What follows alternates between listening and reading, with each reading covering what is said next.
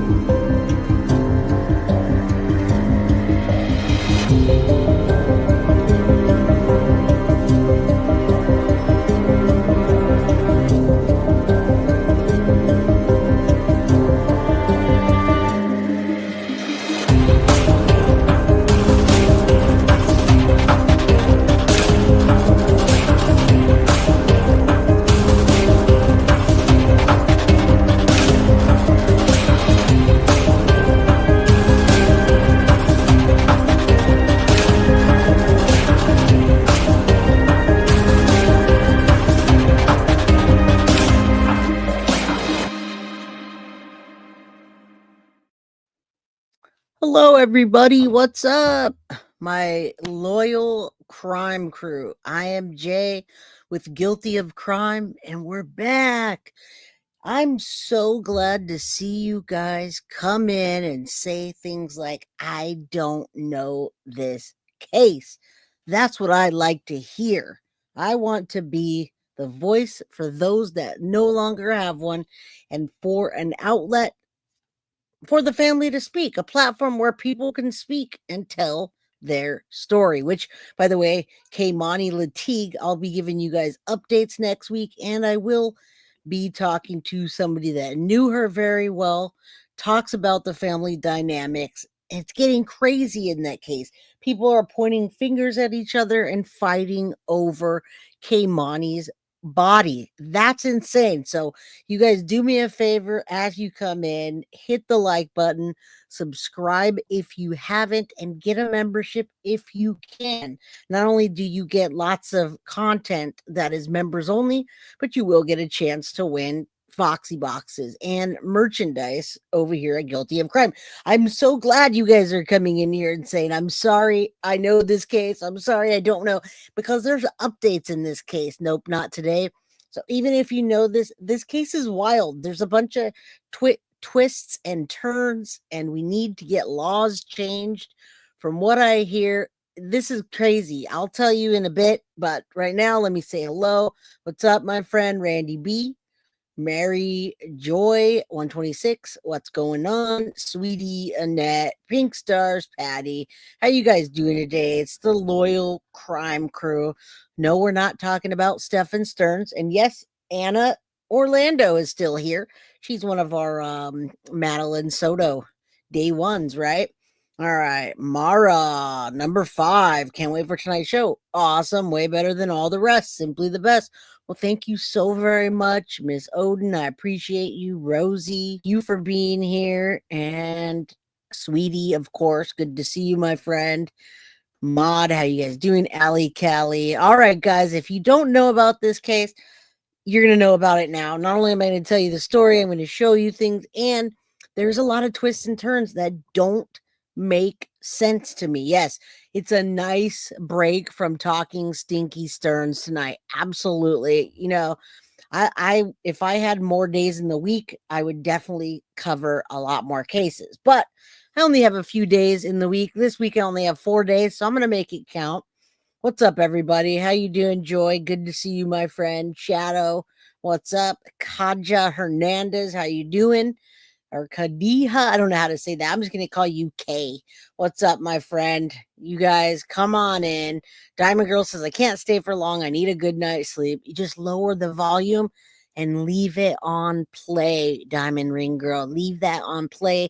You never know when you're going to win something at Guilty of Crime. I suggest that you watch it all the way through. I promise you. Yeah, the case is awful and sad, and laws need to change here, folks. This is not okay. I would be very, very upset if this were my daughter and they were letting this monster that premeditatedly, sneaky, all of the above, assaulted this girl, made her pregnant, underage, lets this guy out after he tried to flee. So let's get into it. Baby D, what's up? Carly, good to see you. Annette, how you doing? Yeah, sweet getting new doggies. All right, guys, let's get into today's episode of Mia Campos, pregnant teen suffocated by father of baby. Why in the heck is he out on bond? Now, this has happened a couple times, folks. He's got out on bond and then he went back in and he went back to court. He fled from those cops, premeditated, lured this poor girl out of her house, and yet he just got released on bond again. How in the heck does that happen, you guys? I just can't for the life of me. Now, this family is fighting for their sister, best friend, daughter, right? We got daughters, we got dads, moms, brothers, friends, cousins. How did this happen? How is this possible? All right, so take a look at this beautiful young lady. Mia Campos was lured out of her home by the baby dad. I'm going to get into this right now, and I'm going to tell you everything you need to know, what state, where it was, all that. So here's beautiful young Mia Campos, got her pregnant at 16 years old by doing the same thing that happened to Brianna Michello. Corey Michello's mom was raped, and then she had little Corey. All right. So Jesus Monroy actually took what he wanted from her and he got her pregnant at the age of 16. He was 19. Okay. So the family steps in. Look at this beautiful young lady here. All right. So full of life, going to have the baby, even though she was assaulted. There's her brother who is also her best friend. Yeah, she's very pregnant. I'm going to tell you right now, folks, very, very, very pregnant when this happened to her. And I got to tell you, the family found her out there like this, by the way. They went and did a search party and they found her very near. All right. So I'm going to show you the last footage. She was seen on camera leaving in the doorbell at the door. All right. There's a lot of things there. Yeah. Hold up. Why is this guy out on bond again? All right. Mia and Sebastian, that was her unborn son's name. I think there should be harsher sentences for monsters who kill pregnant expecting mothers. All right. All right. So that is our suspect there, Jesus Monroy. I saw you guys.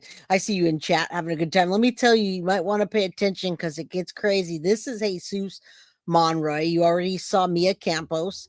Now, this case is getting a lot of attention because of what's happening in the case and the consequences that are not so harsh to Jesus. All right. So he's the suspect in the Mia Campos and little baby Christian. Okay. So that's him.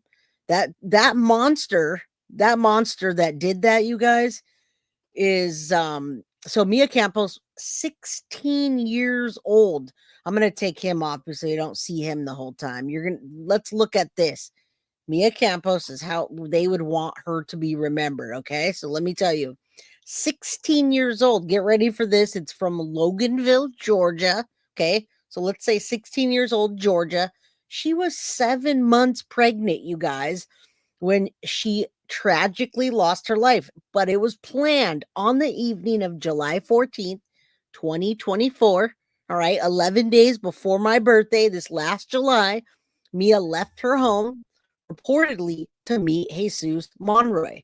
Now, that was her ex-boyfriend and father of her unborn child. But he got her pregnant by taking it, all right? She never returned. Her family tracked her phone to a wooded area that I showed you above near their home and where her body was found. It was discovered the following day. Now, the medical examiner determined that Mia died from asphyxia due to neck compression. Jesus Monroy was arrested shortly after her body was found, initially charged with providing false statements. His charges were later upgraded, you guys, to malice murder, felony murder, aggravated assault, feticide, and making false statements. Now, there's going to be more charges, you guys. This case is wild because he was initially charged and then he got bond after running. And then he gets charged with more charges and they let him back freaking out. All right. And when I tell you the upgraded charges, you're going to be like, what is this judge doing? What is this judge doing? So this is her family. They're going to advocate for her the whole way through. They were going to help raise her baby, and they stepped in, as a matter of fact, and stood up to Jesus Monroy and this beautiful young lady. So much that she had to do with a new baby, and this guy comes in and takes it all away from her and her family. Welcome D60. So this happened in Georgia. Now, he, like I said, he was originally charged with aggravated assault, felony murder, malice murder, feticide, making false statements. What else can he be charged with? Well, he was granted bond as of 4/9/2025. Jesus Monroy was granted bond twice. Despite facing severe charges in August 2024, he was released on a $50,000 bond under strict conditions, including wearing an ankle monitor and avoiding contact with the witnesses. However, in February 2025, which was just 2 months ago, a grand jury indicted him on additional charges, you guys. They brought him back in. And you know what they charged him on? They charged him on statutory rape, right? They charged him on that. Now, this is included on top of, I should say, the murder of Mia and the baby. So a grand jury indicts them, statutory rape, child molest, if you know what I'm saying, and enticing a child for indecent purposes. Following this, Monroy was taken back into custody. Now, you guys probably are like, what? Wait, what? This is the baby daddy. They're planning to have a baby together. They're going to have a baby shower. She's 7 months pregnant. How do you get that her boyfriend molested and raped her? How does that happen? Well, I got to tell you how it happens. He did that to her, and the parents decided not to press charges on him, but instead, if he would stand up and support the baby and their daughter, they wouldn't press charges. So this guy decides to tell her, a pregnant young lady, hey, I'm going to take you out. Let's go out. I'm going to get you some snacks. We're going to go hang out and get you snacks. She wanted a late night snack. He lures her out, tells her to delete the messages, and then he strangles her and buries her near the house. How does that happen when such a loving family watches over their baby? They freaking did everything they could to ensure the success of the pregnancy. And like Nikki said, this guy sucks. What's up, Jess Teresa? Good to see you, my friend. Yeah, this is horrible. I don't even know how this guy can be out on bond. He is. You guys get mad for me. Now, April 4th, 2025. We're in April 9th today. 5 days ago, Monroy was granted bond again. This time they set it at $150,000. The condition remains stringent, requiring house arrest and an ankle monitor. As the latest updates, he remains in custody, and it's unclear whether they've managed to post bond. We'll find that out soon. Stay tuned. All right. So now he's got a total of 10 charges, including malice murder, felony murder, feticide, aggravated assault, statutory rape, enticing a child for indecent purposes, and multiple counts of false statements. I'm really surprised they didn't charge him on fleeing or evading an officer. All right. So this trial is we don't know when it's going to proceed, but we know that as it progresses, it's going to take a little longer. So the man, or a little boy accused of strangling his pregnant teen girlfriend, will use that lightly, was granted bond again. As I told you, he's facing additional charges after the DNA evidence confirmed he was the father of Mia Campos' unborn child. All right. So that's crazy. I don't even understand how any of this happened. I feel like they did everything that they could, and yet this still happened. All right. So you guys, just quickly, let me tell you about Mia Campos, the victim. All right. Let me scroll to another picture and tell you about this beautiful young lady. Look at this. She was 15 years old there, you guys. 15 years old. How does that happen to a 15-year-old? And then you make it through that, and then this guy takes their life. I can't even. Yeah, he should be. What a stupid judge. Stupid judge. The laws need to change. What is wrong with these people? She's a beautiful angel. I don't care. I don't want that. I don't accept that result. Let's keep going. Rest in peace, Mia. All right. So, born April 27, 2008. Now, she's the youngest of 5 siblings, you guys. That's a big family, loving family. All right. Edward Campos is her father. Miriam Zarate is her mother. They're in Loganville, Georgia. Everyone expresses she had a good heart. Of course, that always happens, right? We always hope that people that lost their lives, someone says good things, but I'm sure in this case it's true. Now, she worked at Dunkin' Donuts even while she was pregnant. She was trying to pull her weight. Her dad's a DJ. She wanted to follow in his footsteps with that and music. Now, at the time of her death, she was 7.5 months pregnant, you guys. It was stated the baby was viable and healthy prior to the death. Now, she named him Sebastian, as I told you. Mia Campos was due September 2024. At age 15, she found out she was pregnant with her son, Sebastian, and she embraced motherhood along with her family. Isn't that crazy, guys? Like, this is a piece of human garbage, and anybody that supports this guy is an absolute I don't even know. I don't even know. He was 19 when that took place. He was only a few years older than her. And you're going to see how he lures her out. You're going to see the family talking. It's just, again, trigger warning today because this case is it hits you in the feels. All right. It hits you in the feels. So her family got on board and supported the pregnancy, even though he took that from her. He literally forced himself on her, got her pregnant. Parents were upset, but once her belly started to show, they became excited and they loved Sebastian as their grandson. All right. So her brother Alexis was very upset and mad at Jesus. But when they thought about how happy Mia was with the pregnancy, they learned to be happy and join in. Now, July 2024, you guys, July 14th, 2024, regular day for the family. Mia and her mom went out shopping for the baby shower. Family spent time together. Right before 10:30 p.m., she told her brother Alexis that she was going to head to QT, name of some store in Georgia, to get snacks with Jesus, which was a common thing they did. You guys, how could you ever think anything different when that's common? You got a pregnant little young lady wanting to go get some snacks. Her boyfriend says, "Hey, I'm going to take you to get some snacks." The family's like, "Sure, we know she's leaving the house." She told everyone. Now, 10:31 p.m., she leaves the house, caught on the Ring camera, and it was the last time she was seen. After 45 minutes with their family, they started to worry and get concerned that she hadn't returned. Then they began to call the phone, at which she did not answer. So they called Jesus. Of course they did. He claimed he hadn't spoken to her. Could you imagine that feeling, you guys, of knowing that your pregnant daughter, left with someone that brutally assaulted, and then a baby came, and this guy that didn't want that baby at all whatsoever? All right. Yeah.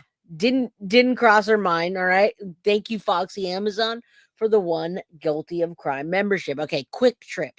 Joy says, "I love cutie Quick Trip." All right. So she goes to Quick Trip.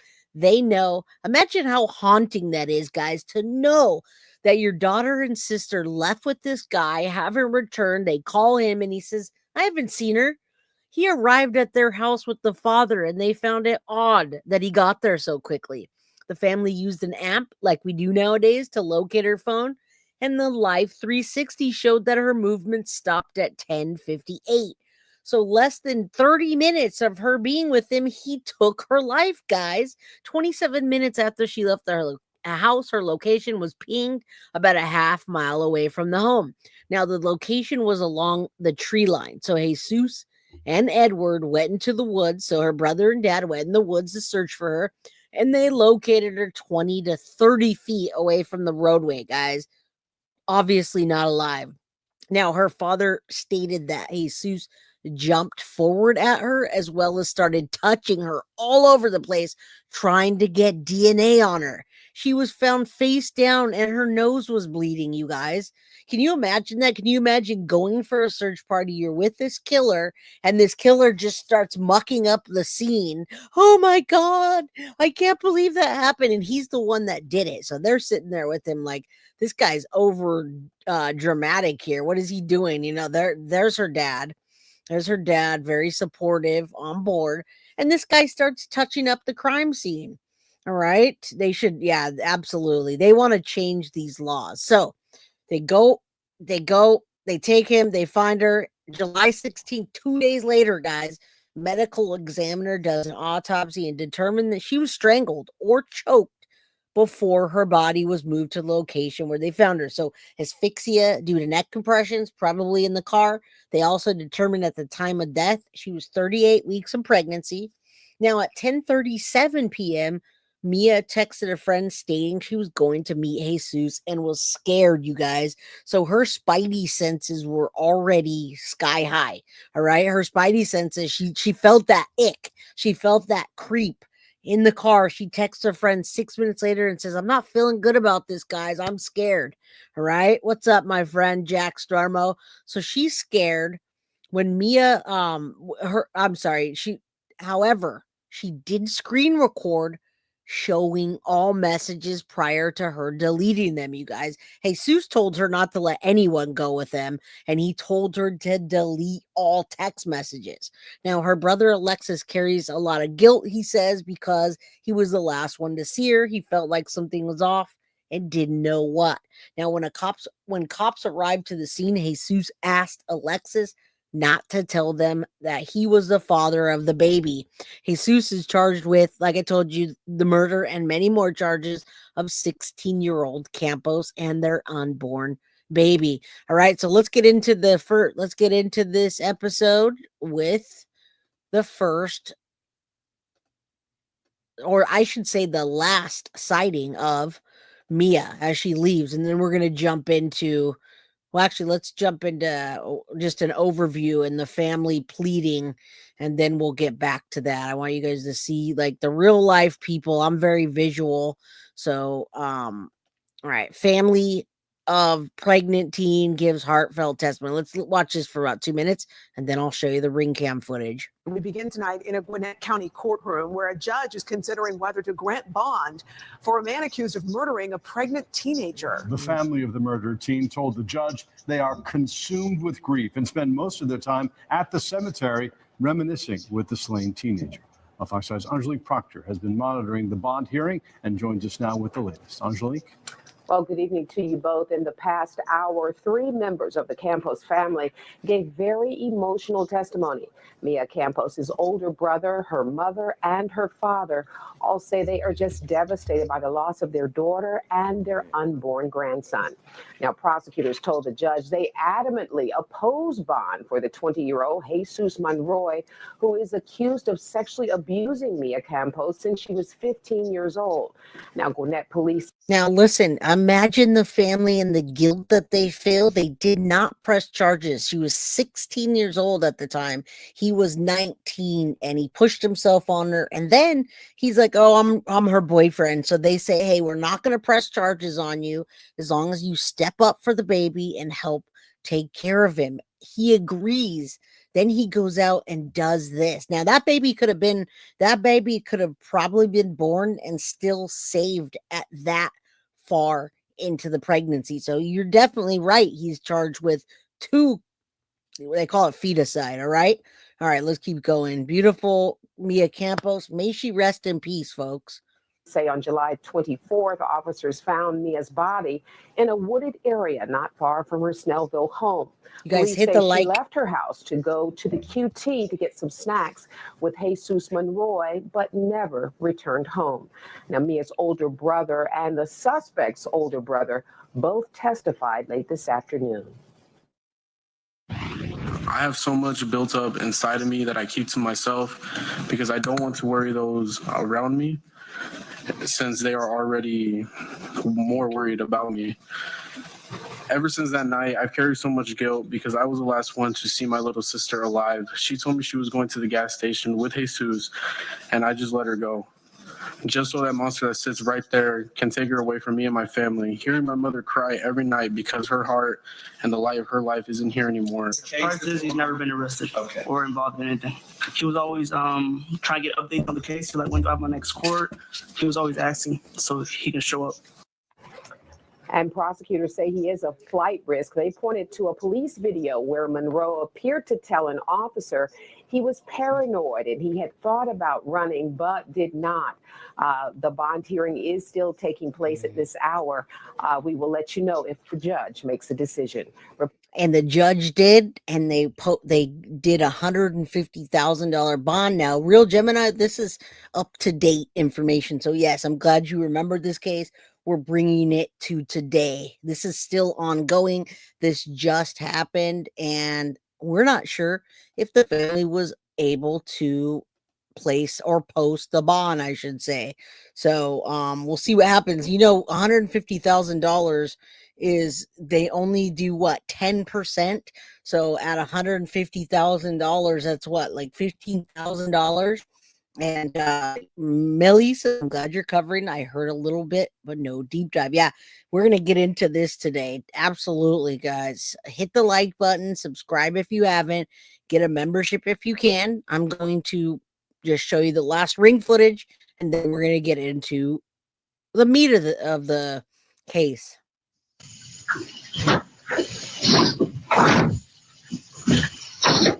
Isn't that eerie to see her walking out for the last time, and then the next day she's gone, strangled? You could see she's in her pajamas. She's ultra pregnant, and she had a bad feeling, guys. What's up, Woofy? How you doing?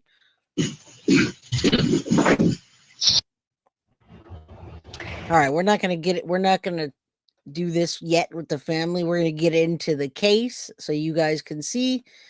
I can catch you up to speed for those of you that don't know about the case. All right. So we jumped ahead to, this was 7 days ago. We're going to get into the totality of it. Taking now to Georgia. This is a murder case regarding Mia Campos, and there's a bond hearing underway. Her family and friends have packed a Gwinnett County courtroom here in Georgia. Her accused killer, 20-year-old Jesus Monroy, wants to be granted bond on new charges. His bond was revoked back in February after prosecutors filed additional charges, including statutory rape, child molestation, and enticing a child.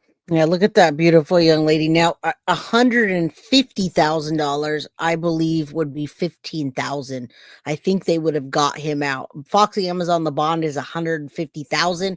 He bailed out the first time. The family wants to make a statement in this case, and they want to change the law. They say anybody that takes the life of a baby from a mother while pregnant should not be out on bond. And that's true. I can't believe with these serious charges how they would even grant bond. All right. Not only was he bonded, got a 16-year-old pregnant. How is that possible? What do you mean? How is that possible? So not only I'm not sure what you mean. How is that possible? But let's keep going. Well, he took it. He took the life. Yeah, it was 15,000. That's what I said. 15K. That would only be 1% at 1,500, guys. All right. So this just happened. Lizette Jesus Monroy took the life of Mia Campos, and we just got started, love. So come on in. For indecent purposes. Before we get you inside that courtroom, Court TV senior producer Barbara McDonald, she spoke with the victim's family about the day Mia disappeared.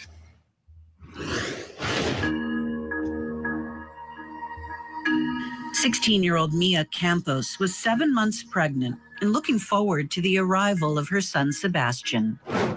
She was a happy girl. She was always happy, always dancing. She loved music. She loved dance. She was everything. Happy all the time. After spending Sunday, July 14th, shopping with her family for her baby shower, Ring doorbell video shows Mia leaving home at 10:31 p.m. According to her family, she was picked up by her baby's father, 20-year-old Jesus Monroy. She told me that she was going to go with him to Quick Trip, which was a normal thing. They would always go somewhere. They would go eat, or they would go to the point. I wonder what tipped the scale for him, you guys, and he decided what made him do. And now this is also premeditated, so I still can't for the life of me understand why he could premeditate. I mean, that was sneaky, right? The family trusted him. This guy, her brother, saying they did that all the time, you guys. He would take her and pick her up. What made him snap this time? Now, this time it was absolutely premeditated, and I'm going to tell you why. Because this time he told her, don't bring anyone with you, delete all your messages, and then she had a bad feeling. She didn't text her friends and have a bad feeling any other time except for that night, you guys. All right, so this all happened. It just happened recently, July 14th, 2024, and the last court date was last week regarding the bond hearing. Appointments, but for some reason before she left, I had a kind of a bad feeling. When Mia didn't return and wasn't answering her phone, her parents used an app to track her location. And that's how we knew that she was here somewhere. You know, so he came to the house, he said, hey, my app says it's just right here around the corner. So and it's like, the last time that he moved, it was probably around 10:58. So, and after that, that's when we started looking for her. And that's when we called Jesus. She was with him. She said no, that I was at the house. I haven't talked to her. I haven't seen her since Saturday morning. He came with his father and said, like, well, if Mia, she's not with you, so where is she?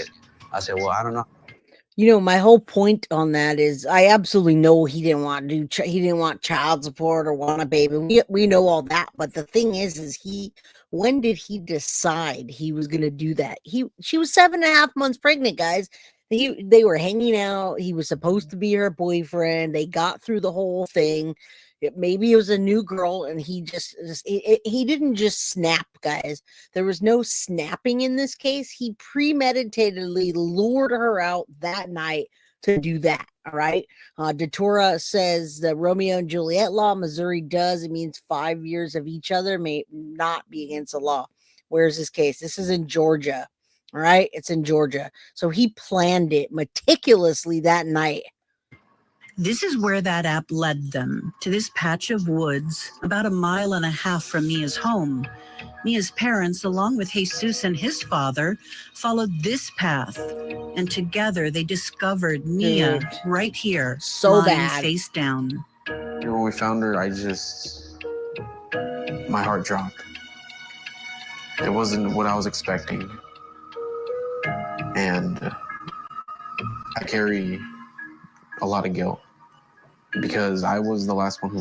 Another thing is, folks, the family probably carries a lot of guilt too because they didn't turn him in. They should have, and I'm sorry, I don't mean to, I'm not victim blaming, but you guys, if this happens to anybody that you know, or it happens to you, they should have pressed the charges and not gave him a freebie pass. This case has just made, it's like a mind bend for me, because when I heard that he went back to court and they added charges of raping her and the child molest, I was like, how is that possible? I thought that was her boyfriend and baby daddy. Well, he wasn't when he did that to her. He did that and got her pregnant, and then now he's her boyfriend. How could you trust this dude? Like, I'm sure they're carrying guilt and prayers for her family, but I bet you they feel like, damn, we shouldn't have done that. That right there shows you he didn't want anything to do with her. And I got to tell you, the only reason that he kept doing that, in my opinion, is because he didn't want those charges to be added. So if he left her, they're going to add those charges. They're going to say he left her and now he did that, which they did. They added the charges now. So that's a recipe for disaster, guys, to have somebody have something like that against somebody so young. Their mind it's not even developed properly to understand. And I'm not saying I hope he gets the death penalty. I don't think he will, but not if they're giving him bond. I just don't think this is proper the way they're going about this case. I don't know how. Yeah, it was her boyfriend, but yet he got charged for assaulting her, and she was underage. So AK-47, I love your name. All right, love your child. You're awesome. Thank you. I appreciate you. All right, let's keep going. They have guilt, and you'll hear it in a while. Saw her, and if I knew, I would have, could have, and I should have stopped her from leaving. But since it was such a normal thing, I didn't. What did you think of his behavior at the scene? It was a little odd. He didn't Yeah, show much emotion. As the detectives, crime scene techs, and medical examiner arrived, that's a ticking time bomb waiting to happen, That's a ticking time bomb. When you back someone into the corner with, hey, if you don't do this, you're going to get charged, and XYZ, it's a recipe for disaster, especially when they're young like that. All right, guys. Angelita, good to see you, my friend. Thank you so much. Here, just for you, here's the little potato. All right. There's evil potatoes everywhere. Good to see you in chat, Tiff. There's our merch girl right there, Tiff. So I love the beanie too. It's too hot today, though. Alexis was sitting next to Jesus on the side of the road. And the first thing he told me was, do me a favor, don't tell them that I'm the one that got me pregnant, that I'm the father of the son. And the first thing I told him was, that's not important right now. That's crazy. This is more important. And I told him he's really ignorant for thinking that instead of being more worried about me and his son. What would you say to Jesus if you could talk to him now? Why? Why he did it? What was the reason? And why he was never man enough to just tell my dad that I didn't want to be a part of the... Well, I'm going to tell you right now, recipe for disaster. He didn't really have that option. Again, I'm not victim blaming, but he didn't have that option. They said they would not press charges if he would step up and be a father and pay child support. When you push that ticking time bomb towards somebody and they are not seeking the death penalty, they are not doing much. I'm telling you here, this case is all messed up all kinds of ways, guys. So yeah, that's a recipe for disaster. I wish they would have just said, you know what, like what happened with Brianna Michelow and Corey, even though Corey was a tragedy, which we're going to talk about tomorrow. I wish they wouldn't have felt like forced him into a corner. I know that they had good intentions, but this is what happens with good intentions sometimes. Hey, Goldilocks, finally on time for a live. Yes. Life. Why take my baby sister, my best friend, my other half away from us? Jesus Monroy told police that he didn't even see Mia that night. The arrest warrant, though, accuses him of luring her to the end of her neighborhood, where he caused her death by asphyxiation. He's now facing charges of malice murder, felony murder, feticide, and aggravated assault. All right, let's go inside together to that Georgia courtroom for the beginning of the bond hearing for Jesus Monroy. And that's a huge thing right there, time closing in. But red flag, guys, when he went to the scene, you guys realize he went and searched for her body. He knew it was a body because he had taken her life. He told the brother not to tell the cops that he was the father of the baby. What do you think about that? I mean, that's crazy, right? That's super crazy that he would walk up. And I don't think that brother was intuitive enough to say, wait a minute, hey, officer, she was with him last and he's saying not to say anything about that. Instead, the brother said, well, don't worry about that. We're looking for Mia. Very sus. All of us realize that in true crime, right? All right. And family members that are present to represent the victim in this case, Mia Campos. State's position is that the defendant is a flight risk, a danger to the community, and likely to commit additional felonies, and a risk to intimidate witnesses if he's released. Your Honor, this defendant molested a teenage girl, got her pregnant, and then killed her and her unborn baby. The defendant committed multiple unlawful sex acts on Mia Campos when she was 15 and 16 years old. On December 16th of 2023, the defendant picked up Mia and took her to a secluded location off Classic Drive in Snellville in Gwinnett County. He parked his truck. He then proceeded to have vaginal sex with Mia in his truck. At this time, she was only 15 years old and he was 19. This was one of several child molestations that he committed on Mia. In 2024, Mia found out she was pregnant. At that point, the defendant encouraged her to get an abortion. Later, it was learned that the defendant also bought Mia the Plan B pill to end her pregnancy and made numerous attempts to get her. So he did everything he could. I can't blame the family. I know it's weighing heavy on them. We're going to hear from them next. But yeah, he does look like a creeper. I could not let my daughter be in the same anything as that guy, knowing that he did that, knowing that he took it from her, got her pregnant that way. And then he does look like a creeper. Look at those beady little eyes. He always looks crazy. What's your question, Jackie? What's up, everybody? This is in Georgia, Jamila, Georgia. Yeah, let me know your questions, guys. It's flying. You guys do me a favor. It's free to hit the like button, but you guys also super chat, super sticker, all that helps get my attention. Chat is going kind of fast. Right when I look at something, it keeps going. So, all right, let's keep going. Abort the baby. A conversation was had between Mia's parents, the defendant, and the defendant's parents. And at that point, Mia's parents agreed not to report the child molestation to law enforcement if the defendant agreed to continue to help support the baby as well as support Mia by taking her to doctor's appointments and other things needed for her pregnancy. However, that did not happen. Look at this. On July 14th of 2024, about 10:30 p.m., the defendant lured Mia out of her Loganville home and where she lived with her parents and her older brother. The defendant told Mia he would take her to Quick Trip. She'd like to go there to get ice and snacks. And she was 7 months pregnant at that point. Mia texted a friend that the defendant was making her walk to the entrance of her neighborhood when he came to pick her up, rather than come all the way to her home to the driveway to get her. Again, it's 10:30 at night. She's a teenage girl and 7 months pregnant, but he still made her walk to the front of the neighborhood. Mia texted her friend that she was scared. This was the last communication that Mia had with anyone. She never made it to Quick Trip. That day, the defendant brutally murdered Mia and her unborn son, Sebastian. She was 16 years old and 7 months pregnant.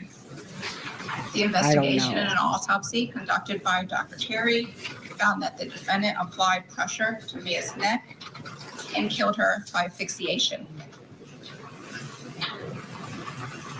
Dr. Terry ruled that her death was a homicide. The autopsy found also that the baby was healthy and a viable fetus. Further investigation shows video footage shows the defendant did leave his home to pick Mia up.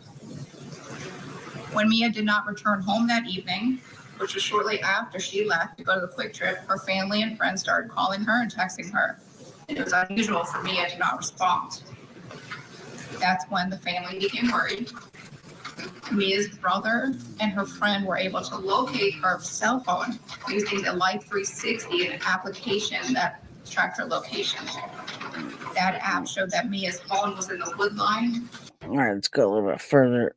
All right, here. Georgia, let's head back to court where there is a bond hearing underway in the murder case of Mia Campos. As well as he had instructed Mia to delete her. Now, I didn't dive into their social media or anything, so I've got quite a bit just to tell the backstory. I don't exactly know how they met. I'm gonna assume they met through a friend of a friend. Maybe they met when she was working at her job. He was only 3 years older than her. It's not like he was, 30 and she was 15, but I'm going to assume he met through the family. Nobody's really talked about how they met and it was some thing that they thought was going to be great. No, this was a thing that was forced on him. She was 38 weeks pregnant. He was taking her to doctor's appointments. He was supposed to be helping, but he didn't want any of that, you guys. He made it very, very clear. He gave her the plan B. That didn't work.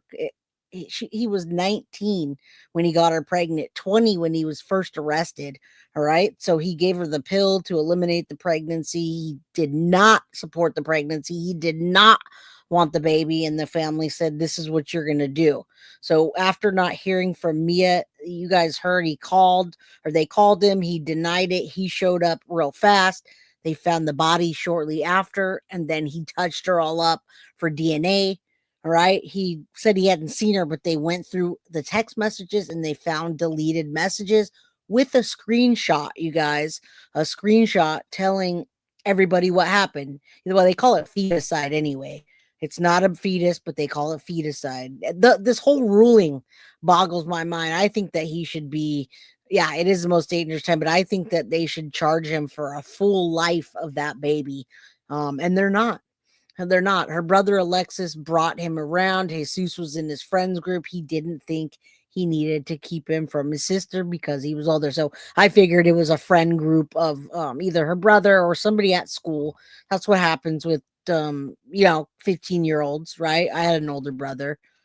All right, let's get a little bit farther into this. We kind of understand what's happening here, and we have a limited time.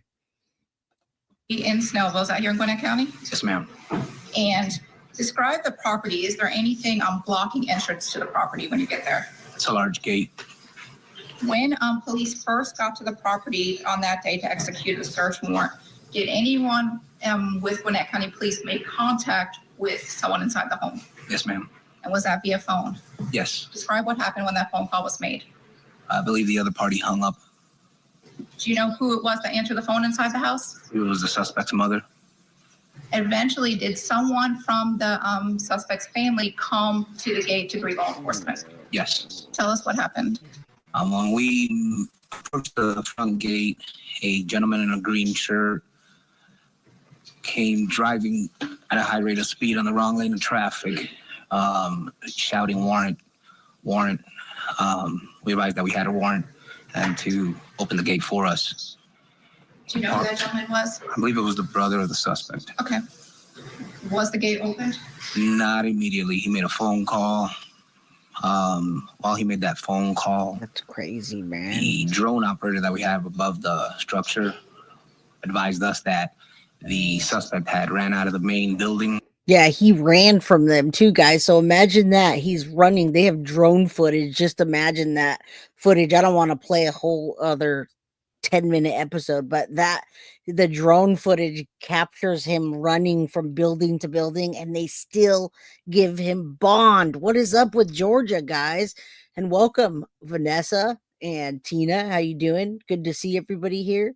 Suzanne says, sorry I'm late. Started going down a Google rabbit hole about Quark. Hey, crime crew. Hey, Jay. Hey, what's up? Yeah, still flight risk. All the above things, and yet they still do that. You guys are going to see when the family finds out about this hearing or about the ruling, what happens. And into a different building in the residence. And that drone was being operated by Gwinnett County Police? Yes, ma'am. And you were able to hear the radio traffic of the drone operators communicating with you and the other officers? Yes, ma'am. What, at that point, were any steps taken to make contact with the suspect?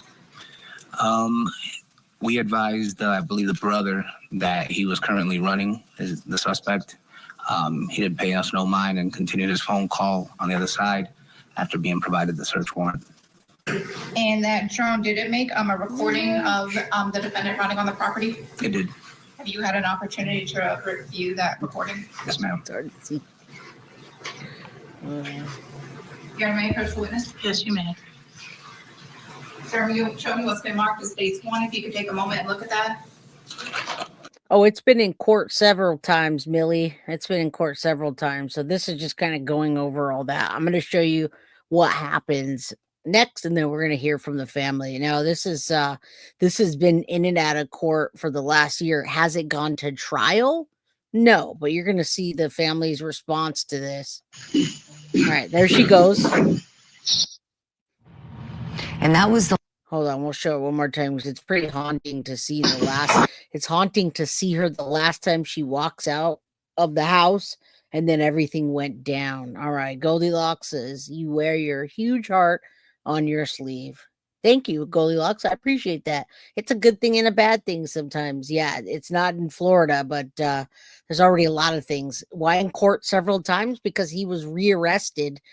He was recharged and rearrested after the first time he got out First time he was arrested on, I went over all the things that for taking her life, and then they let him out on bond and they rearrested him for getting her pregnant while she was underage and all kinds of other sex crime charges. And then now they just went back to court about the bond, which we know it's $150,000. We don't know if the family can afford that.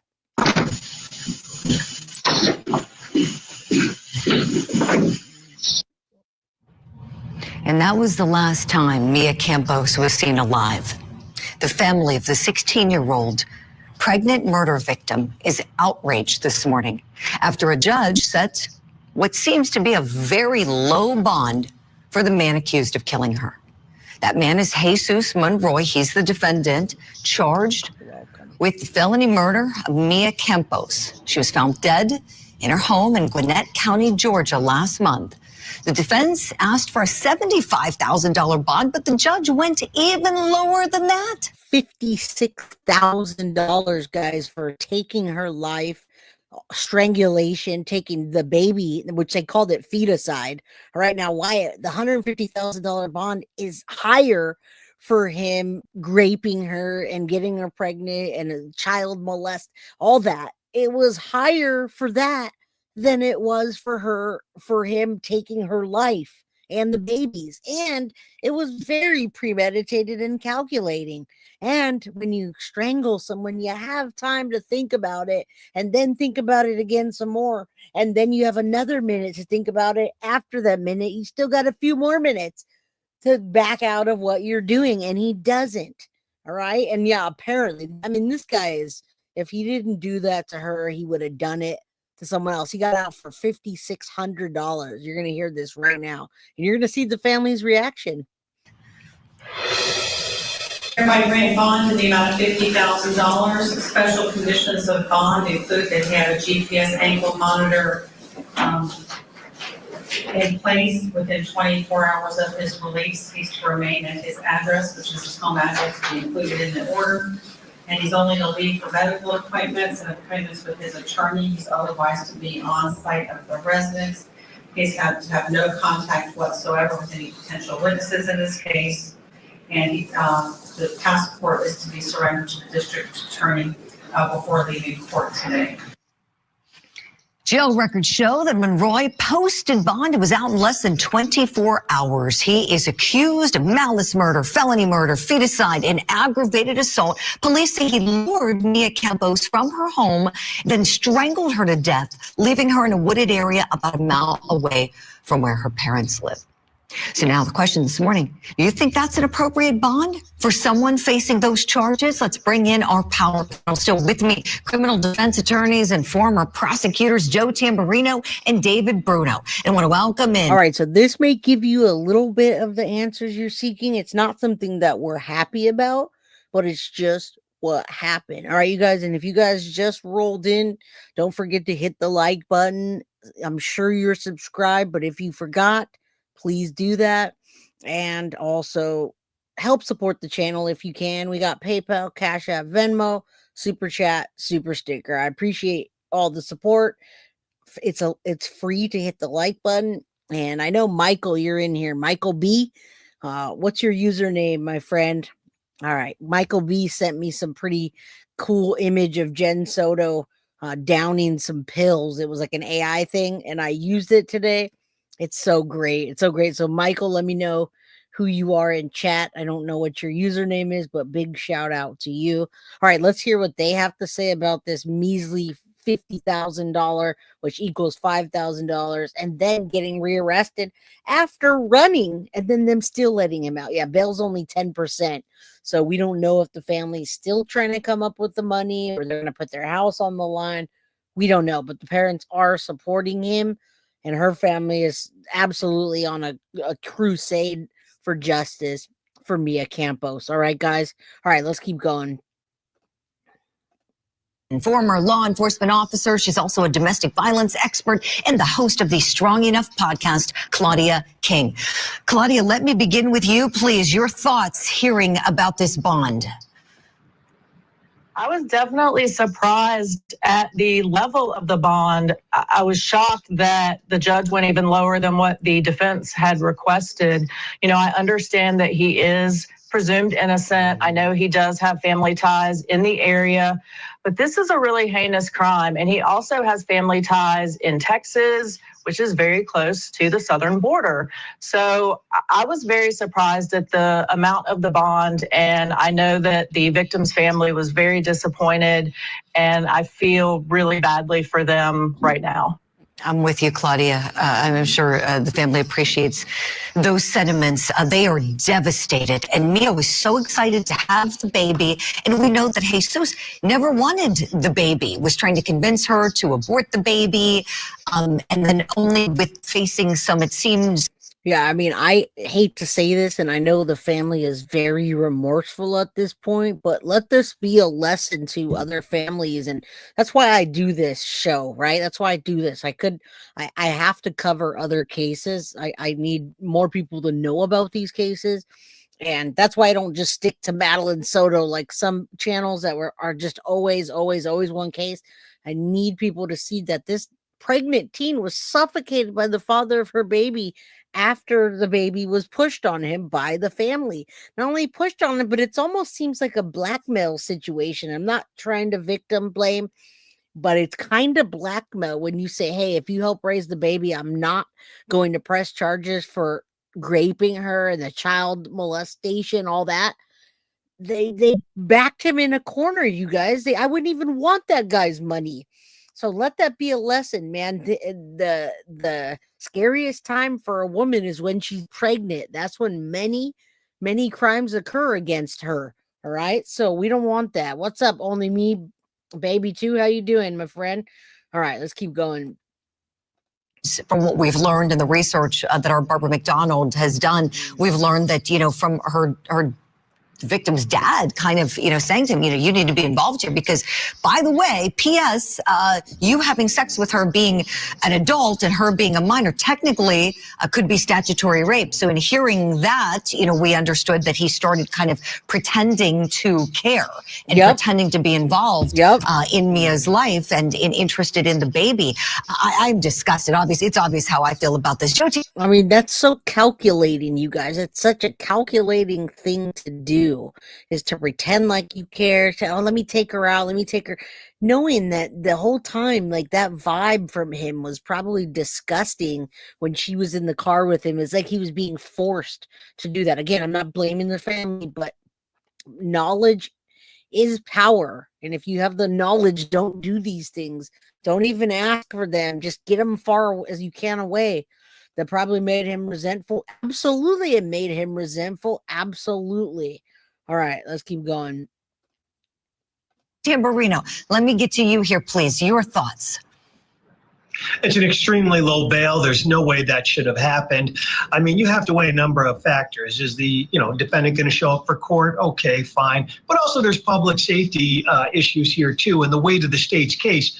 I mean, they had that probable cause hearing. There seems to be substantial evidence against this individual, and you're basically doing a bail of some type of robbery. He's facing life in prison on the malice murder charge. At a minimum, he could try to do, I think it's parole at 30 years, depending upon how it's exactly charged. So that's a heck of. All right, now think about this too, guys. Tomorrow we're covering the Corey Michelow case. Think about this. Now, Brianna Michelow and Rebecca Michelow didn't do it on purpose, but knowledge is power.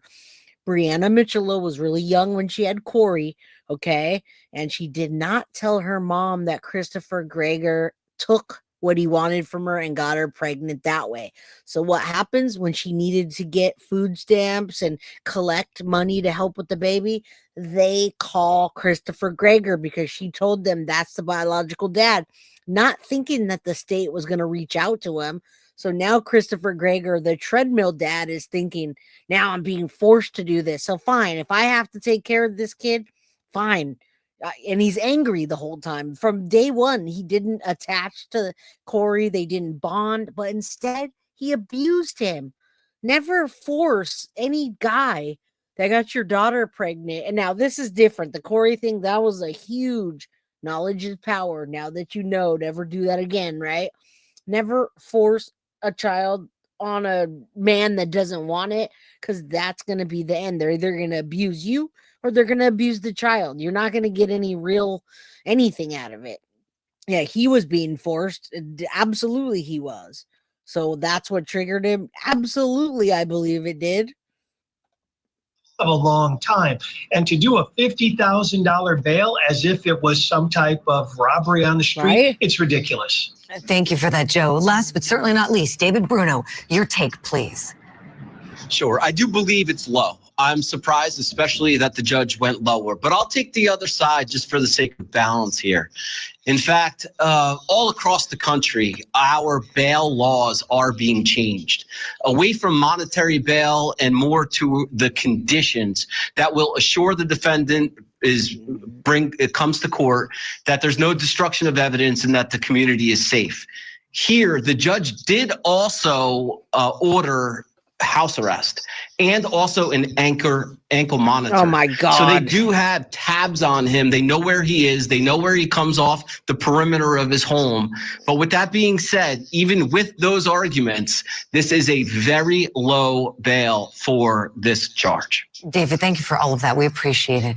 And there was also... Or let's say this, Goldilocks, let's go even further by saying no abortions, but let's let these women abuse their children to where their skin is so they're not feeding all these moms nowadays abusing their children, not feeding them, letting them starve, and doing all kinds of crazy things to them. Let's not give abortions, but let these children be abused and not cherished. All right. Janet Rawlings, welcome, my friend. My oldest grandson did not want anything to do with him. And I said, fine, we got this. Never see again. Thank you. Absolutely. All right, let's keep going. We'll find out.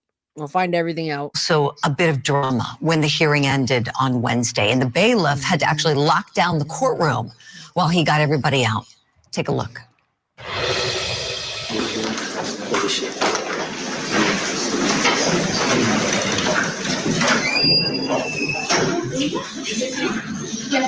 Nobody move. Nobody move. Nobody move. Nobody move.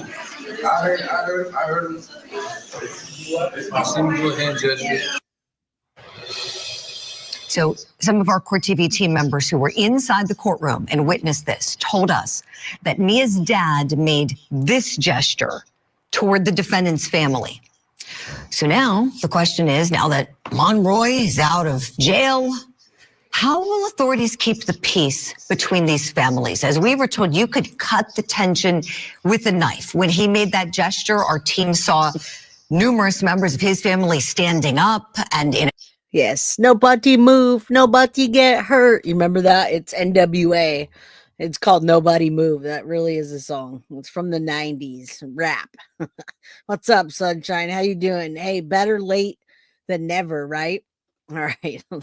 Yeah, the family now. And remember, he's back. He got rearrested for raping Mia and assaulting her. And now they gave him a $150,000 bond. And if looks could kill, let us just tell you, it was a very bad, heated moment. Let's bring back in our power panel. These families have many, many more hearings to go. How might authorities keep the peace? Claudia, back to you, please.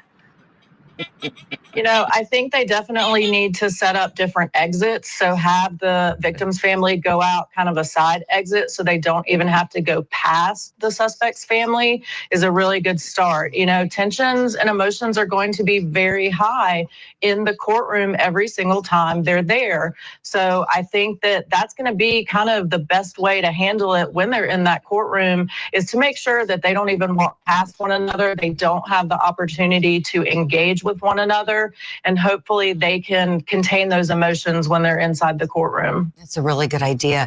Joe, to you next, please.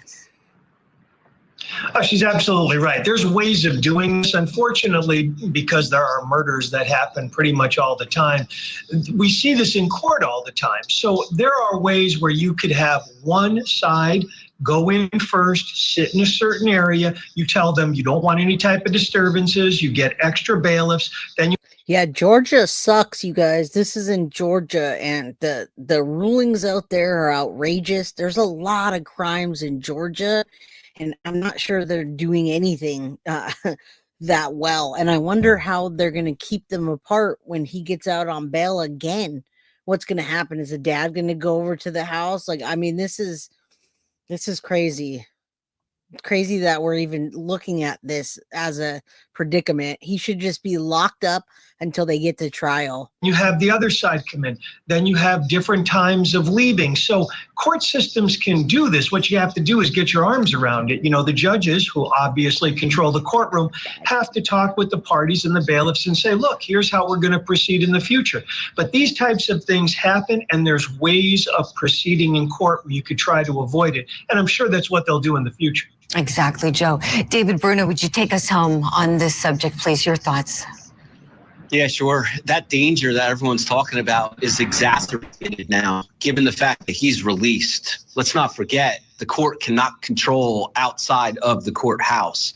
And this particular defendant is on house arrest. He has an ankle monitor. Everybody knows, including the victim's family, where he is. So my heart goes out. That's BS, guys. That's BS. Those ankle monitors don't do anything. I think we've heard too many times about people cutting those ankle monitors off and doing whatever they want to. And welcome everybody. If you guys need a good laugh, because we're too there you go. It's a heavy subject today. There you go. Take your pills. Everybody take your pills. All right, let's keep going. We've got one more clip for you guys, and that's going to be after this. We're going to see what happened after this. To the father of this particular victim, I am a dad of a daughter as well. And if I had the opportunity to speak with him, two wrongs don't make a right. Nothing that he could do to that individual would bring back his daughter. And he would have to let the criminal justice system take hold of this situation. And unfortunately, they're probably very disappointed by the recent decision by the court. But with that being said, two wrongs don't make a right, and that would not be in his or his family's best interest to take action. Perfect point to end on. David Bruno, Joe Tamburino, Claudia King, excellent conversation. Leave it there for now. All right, let's see what happened directly after this, and then we should be caught up on the case. Now, there's definitely more of a deep dive we can go into social media, how this happened, how they met, but I wanted to tell this story today so that we can keep up on it. So right after this happens, the charges get filed again. Jay says, hashtag leave me alone. Nancy Jean, good to see you, my friend. I don't know how those parents would want that creep in her or her grandson's life. That's what I'm saying. Now you're going to hear from them now, because they're finally going to speak about what the heck they were thinking. Why? I don't think they're the most articulate, but the son is a little bit more, he can relate things a little bit better, but I still think that there should have been some other things that were put into place, and this should not have happened by both families putting their foot down and stopping this. Jeff's Couch Pineapple, thank you so much for the $1.99 super sticker. I love it. That made me laugh. All right, listen up. We're going to hear from the family now. Charges and is back in jail. Campos was found dead near her home in Gwinnett County, Georgia. This is in the great. Now we're up to speed now. He got upped the charges and he's back sitting in jail. They're waiting to see if the family's going to make the bond. Thank you again, Jeff's Couch Pineapple. Thank you, Annette, for the Guilty of Crime membership. Make sure you guys have your notifications on, all right, so that you can get gifted memberships and win prizes. All right, let's keep going. Greater Atlanta area. She was 7 months pregnant at the time and looking forward to being a mom. The father of her baby, Jesus Monroy, was quickly arrested and charged with her murder, but he was released on a very low bond, $56,000. And this was much to the disgust of her family and her friends. But now he's facing some brand new charges of statutory rape, child molestation, and enticing a child for indecent purposes. And all right, so you hear all of those charges, folks? Those are the charges that he would have been facing had he not stepped into her life and took her to doctor's appointments, paid for whatever the heck they were, maybe doctor's appointments, maybe copays, maybe whatever she wanted. Maybe she said, hey, I want this, or I don't have money, but take me to go get a snack, whatever. Yeah, snacks, like Foxy Amazon says. So this is what would have happened had he not. And he begrudgingly did it, but he played that he wanted to. And then he did in a calculating way, took her life, snuck around. He does look slow. Everybody. All right, let's keep going. I don't want to say anything else. This has landed him right back in the jail. And Mia's family is hoping that he will stay there. They're joining me now. I'm so pleased to have them back on the show. Mia's father, Edward, her mother, Miriam, and her brother, Alexis. Wonderful to speak to you all again. When you were last here, Edward, I remember you were saying we're hoping and we're praying that he gets charged with statutory rape because of the age difference between him and Mia. He should never have been intimately involved with her because he was too old by law. Tell us what your reaction was when you got the news of his charging. Well, I got a phone call that day that he's supposed to be arrested that night, and because they didn't tell us and they told me what was the charge, I was hoping because that was what. Yeah, never go to somebody and say, hey, I'm going to charge you with assault and this and that if you don't do this. They never, just take care of it yourself. Go file for food stamps and welfare and just don't say who the dad is. Lesson for everybody or anybody that knows somebody that this happened to. Just don't tell them who the father was. You don't want them involved. Don't have them involved. It's better not to, so that we can get this, this doesn't happen so much. He was 19.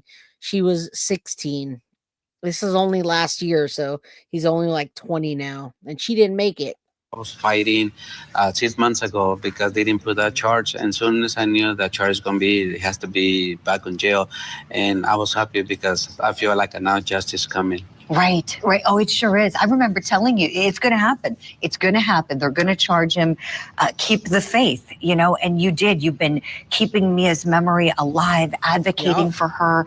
And now look, so now he's back behind bars. Previously, for anybody who has followed this case, you may remember this. If you haven't, this was so stunning that the defense was asking for something like $75,000 bond on the homicide charges, and the judge went lower. The judge went to $56,000, which was so shocking. He made that bond. That had to have felt awful. Miriam, what did that feel like when the court deviated and went even lower than what the defense team would have thought would have been appropriate for Mr. Monroy?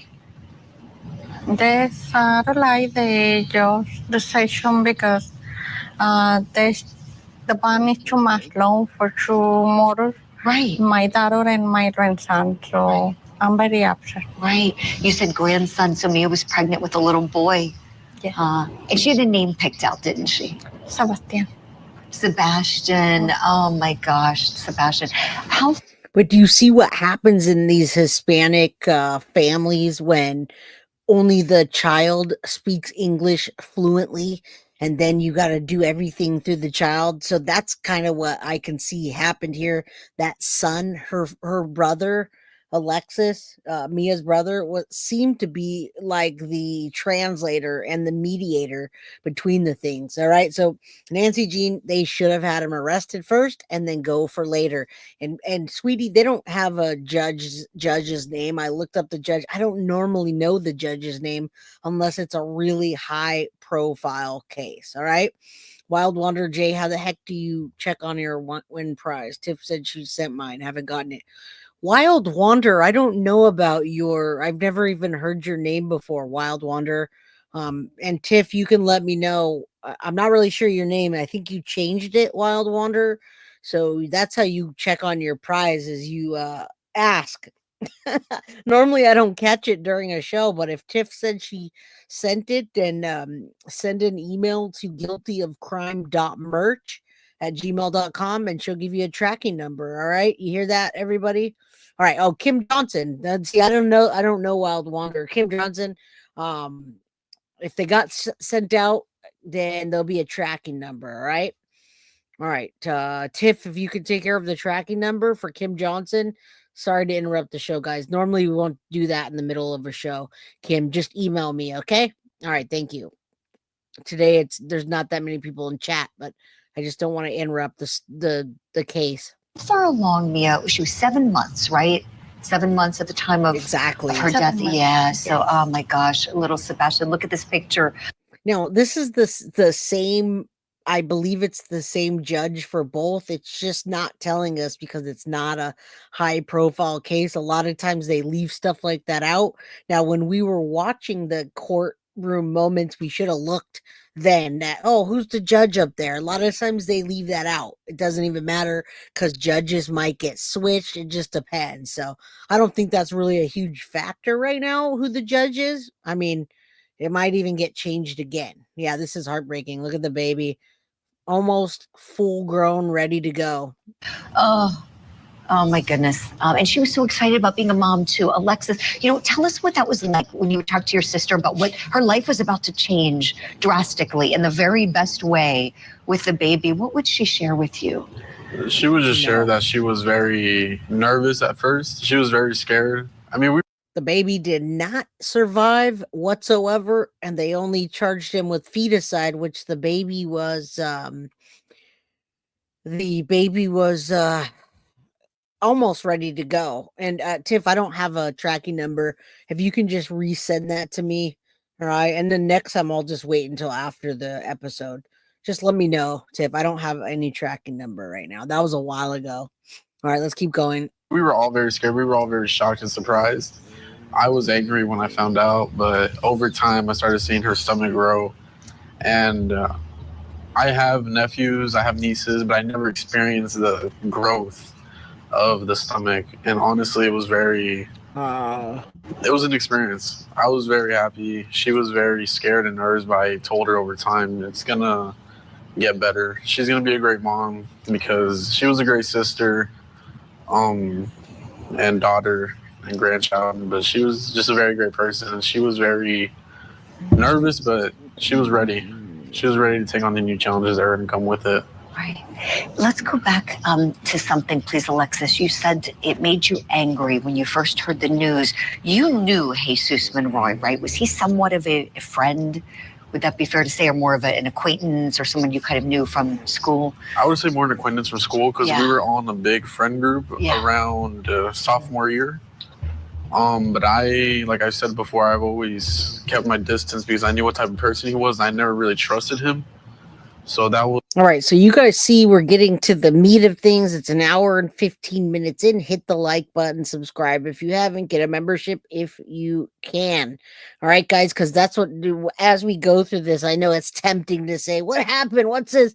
But as we're still telling the story, I guess we're not used to that here at Guilty of Crime because we talk about the same deep dive cases over and over. And by the way, Tiff and Kim Johnson, I forwarded your tracking number to you again, so you can just take a look at that and track it.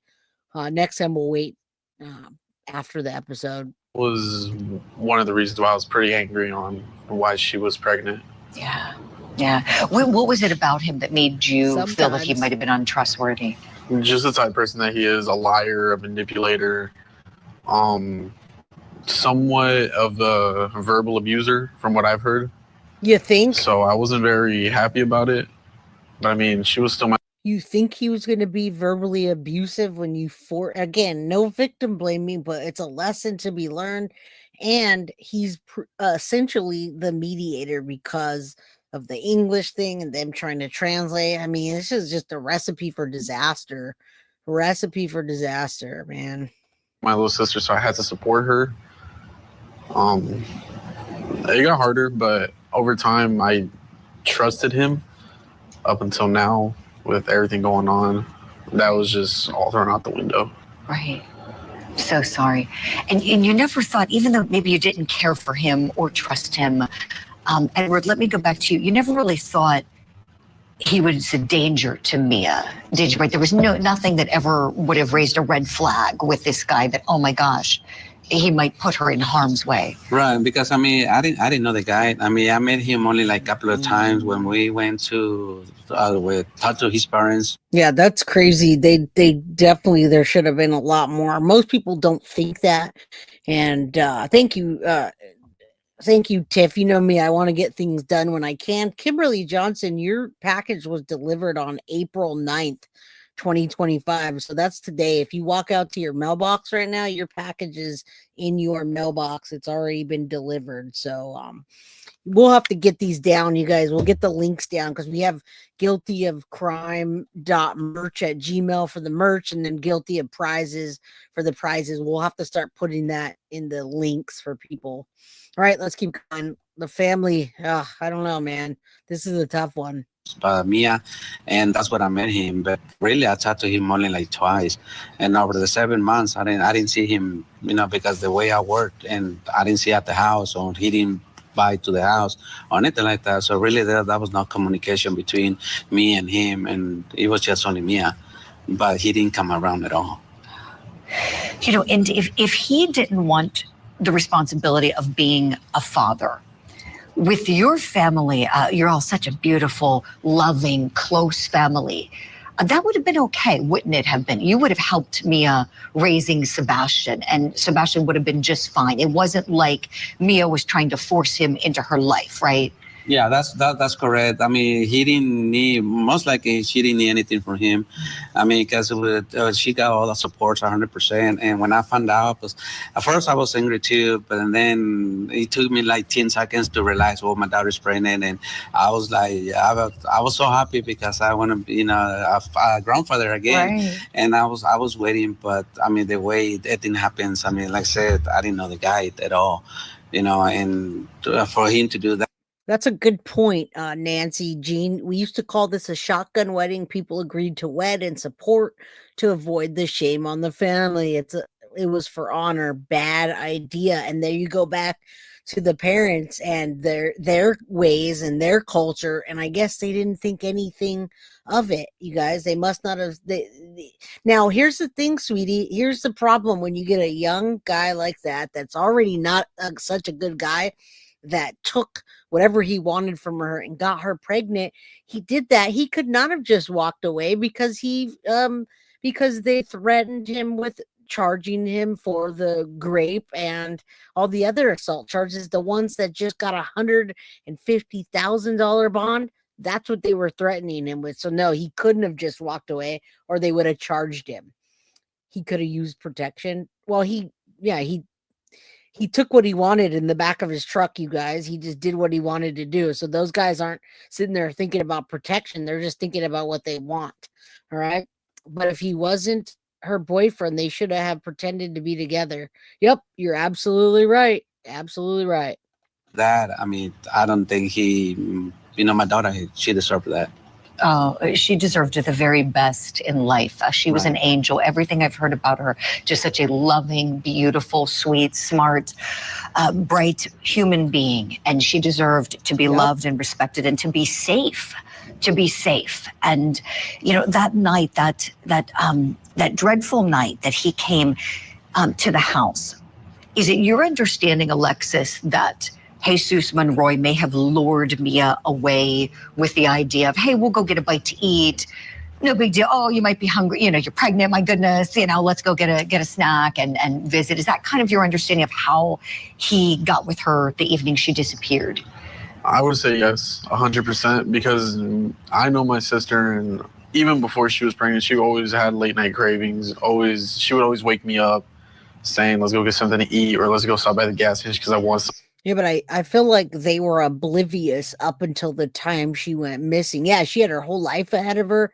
Her father spoke to his parents. I bet the parents, of course, they agreed, because they said, I'm not going to charge you with taking what you want and assaulting her, a 16-year-old girl, when your son's weird and 19. All right. I don't understand why she didn't look pregnant in any of them. She did. I have pictures where she looks pregnant. She's just a really small little girl at 16. She's really small. Trust me, towards the end, her belly was popping. All right. It just feels like it's a different culture. He said he was happy after a few minutes. Huh? What? All right. Let's keep going. I don't know what chat's saying. something. So that was a tactic that he used to lure her, most definitely. We have footage of Mia, the last footage of her seen alive. Let's look at this together now, as this is going to become a big piece of the case evidence.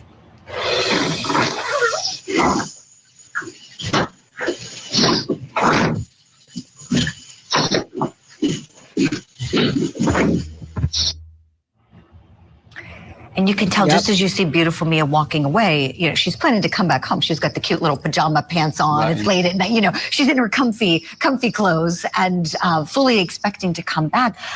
I can't imagine how caught off guard she would be. But she was also so smart. One, she must have sensed the danger. Alexis, let me go to you on this. She did something with her phone, did she not? To essentially leave behind some evidence. So what she did was she screen recorded messages between her and Jesus after Jesus said, meet me here, I'll come pick you up this time. Delete these messages. So for her, that was a big red flag. So she screen recorded everything, which was very perfect. See, look at the parents, how they're looking at him to translate everything and talk for the show. They almost look like they only partially understand English, and so they're relying on their son. And I bet you they were quite oblivious to the dynamic that was happening with their daughter and that monster, Jesus Monroy, because that's what he is. When you do something that cold and calculating like he did, he's a monster, and he's gonna always be one. I hope he gets the maximum sentence, although that's a lot of charges, and I don't know why they let him out on bond again. And smart on her end. So smart. And it's helped out a lot. So smart. Because initially he denied having any idea where she was, but then eventually he did, should I even use the word help, find her. Is that right, Edward? Yeah, that's right. I mean, because when we found her, I mean, we had a 360 application, and that's the way we found her. But I mean, like I said the other day, you know, everybody's on guard because I mean, we didn't know. Right. I mean, we trust him because I mean, he was the father of the son, and I mean, when he told Alexis that, hey, I'm gonna go to a quick trip with Jesus, I mean, but who's gonna tell that, you know, he was busy to do something like that? Right. But like I say, I'm still in shock. I mean, he's been only 7 months. Not even a year. And not even a year. And I mean, it still hurts. I mean, it still hurts because all these holidays, I mean, we spend the time to the cemetery. You know, her birthday, my wife's birthday, Christmas, New Year's, Thanksgiving. I mean, it was not the same for us. You know, so he took her life and he took my life with her too, because it still hurts. Sure it does. Unimaginable pain, unspeakable pain. You know, all of us here at Court TV are so sorry for what you've gone through and are so impressed with the way that you've come together to advocate for her in such a beautiful way. We're seeing it today with your necklaces. I'm noticing you all have these beautiful necklaces on with Mia's picture in the middle to remember. Yeah, this whole thing could have been prevented. So in the future, let's praying for all the beautiful angels, and hopefully these kind of shows help people to see, you know, get 1,000-foot view of what's going on. Because when you're right in a situation, you don't always see it until it's too late. They're not talking. They're not talking. They're on their son's side, right? They're just wanting to help their son. They don't care about what happened. It is a very big tragedy that could have been prevented.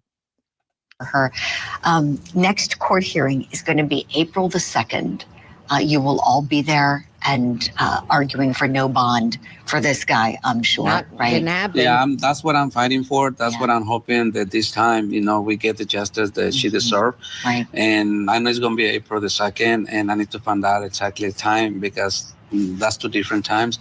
So I need to find out what exactly time is going to be. But I know it's going to be April the 2nd. April 2nd. And we'll be there. Yes, I'm keep fighting. I'm gonna keep fighting. I'm gonna keep fighting in court. You know, hopefully these times they can be the justice that she deserves for, you know, for her and Sebastian, because I mean he was already 7 months, You know, he was already a full baby. He was, right.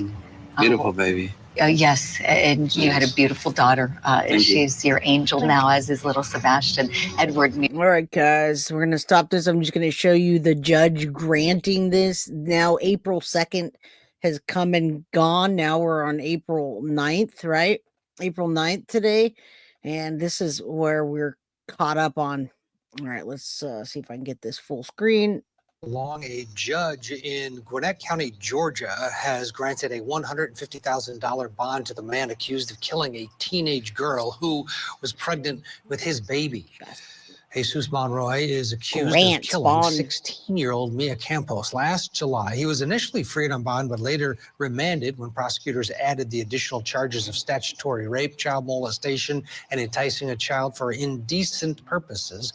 Once again, a judge has granted Monroy a $150,000 bond on the rape charge. If he posts bond, he cannot have any contact with the family, of course, and he's going to have to wear an ankle monitor. They were so happy that he was back in prison or jail after. Now, I've been following this case, you guys, and the reason I covered it today is because it was so compelling to me and such a tragedy, everything that happened in this case. But what's a big tragedy and an injustice for me is to see this right next to me where it says judge grants $150,000 bond for Jesus Monroy. Now, I was looking for the updates in this case, and I hadn't covered it in the beginning, so I was like, okay, the crime crew maybe heard of it, maybe they didn't, but I felt like I was compelled to cover this case when I heard the outcome of this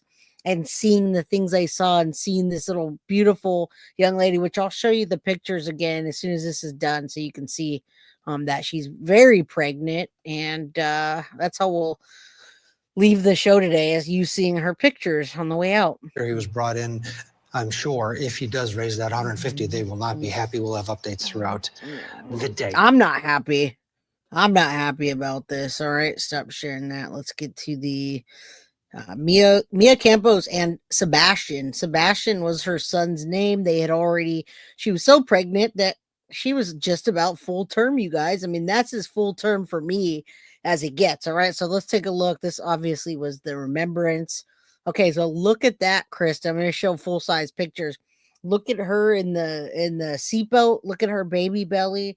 You guys, thank you everybody that's here. Thank you for still being here. Don't forget to hit the like button on the way out. Okay, so look at that. Very, very pregnant, Krista and fam. All right, now look at that. If you don't see that, then that's what I was showing in the beginning, but you guys sometimes roll in a little past that. Thank you, Jennifer B, for the great coverage comment. I appreciate you. Yeah, so take a look. Very, very, very pregnant, very beautiful young lady, guys. I mean, she would have went somewhere, I believe. She was into working, she was ready to be a mom. She wanted to be a DJ and be in music, follow in the footsteps of her dad. You can see how close they look to be there. So sad. They felt that they were doing the right thing for their daughter, and then the wrong thing turned out to be. Yeah, she does, right? She has a look of Maddie Soto, and she's 15 years old, guys. I'm 45, so it's so hard for me to tell ages nowadays, but she doesn't look 15, guys. I mean, I would swear that she's like 20 how she looks. So nowadays it's hard to tell. Yeah, this one she didn't have a baby bump. That's just a in memory of picture, right? Look at that baby birth in the background. And thank you Tiff for helping me get this case together. Even in that picture you can see she's got a baby bump. Welcome, Deanna. Good to see you. Yeah, she looks a little mature, but I think that's nowadays. Nowadays kids mature faster, it seems. All right, so her and her brother, you see her brother in a lot of the pictures. It looks like he was the go-to. Cheapskate said my daughter is going to be 20 in a couple weeks and she still lives at home and I'm still overprotective, right? Me too, my friend. All right, so you can see some of those pictures there, and that's the worst because they found her half a mile from the house. Right there by the house, guys, is right where he threw her body just face down like she was trash. Millie says, I understand what you say about the culture, as this was what happened when I was 16. I had my first son at 17, and yes, his father was older than me. My parents said, get married. Yeah, that sucks. But we're not in those days anymore, and we need to educate people. Right? We need to educate them that this is not the way to go about it. And I'm sure they know that now, right? But hindsight is 2020. Right? So there's her and her mom and Justice. There's that guy looks, yeah, that guy is just, he looks like something's going on in his head that's not right.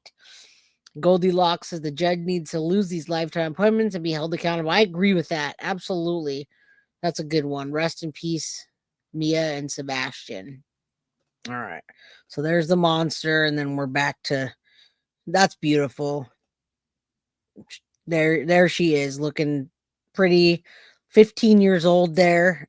She was 16 when her life was taken. You could tell she's close with her family. Man, she was one of 5 children, you guys. 5 children. So, yeah. All right, guys, hit the like button on your way out. And thank you guys for being here today. I appreciate each and every single one of you. Thank you for coming, even on the days where it's really slow. We're going to get this thing right with the merchandise and the gifts. Sorry about that for interrupting the show, guys. I hate doing that.